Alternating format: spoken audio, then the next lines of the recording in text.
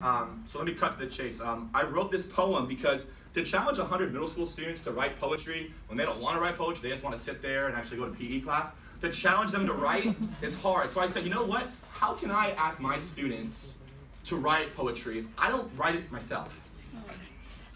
So I sat down, I think it was about a year or 2 years ago, I sat down and I decided, you know what, I'm going to write a poem. And for some of the people in this room, they know my story, they know my testimony. And my testimony is marked by an event and a verse. Let me share that event and verse and I'll read it and I'll get out of here. The verse is James 1, 2 through 4. You guys know that verse. It says, "Consider it pure joy, my brothers, whenever you face trials of many kinds. Because the testing of your faith," I like this translation, "produces perseverance." Basically, when you go through hard stuff, it's not God didn't look away, he wasn't sleeping, he wasn't on Instagram. God lets you go through that for a reason, to strengthen your faith, to make you a better Christian. And so the event was about 4 or 5 years ago. I lost my mom, and my mom was the number one person in my life. That was the hardest event of my life, but actually it's made me the man I am today. And I rejoice in the thought that one day I'll be reunited with her. So before I get the tears out, I want to read this poem. I don't know if I'm doing like a spoken word or like a read a poem. I don't really know. I'm just gonna go with it, and you guys tell me what you feel. So I'm not gonna like get in character. I'm just gonna read it. Too late. You know, you guys, if you like it, you can snap me out. Feel me? You know what I'm saying? At least I know that. I watch YouTube videos, know how this works. So let's rock and roll. But my heart is that, not what I said, but what I read, that you'll get something out of this. That you'll get something out of this poem. It's not a rhyming poem, it's a free verse. But just listen to it. And if anybody in this room, I know there's at least one person in this room that's been affected through grief, that's lost a loved one, let this heal your heart and let the gospel soothe those pains. So let me take a step back and I'll read it.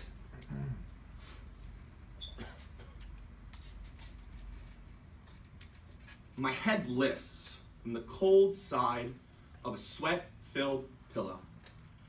The remnants of emotion-filled, restless, chaotic night.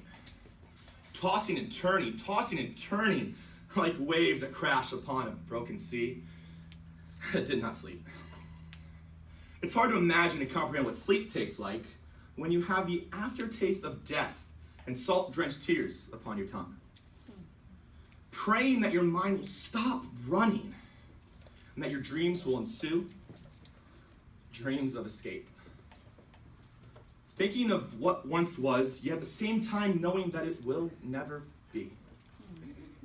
Hoping, wishing, wondering if death could have just chosen a different person.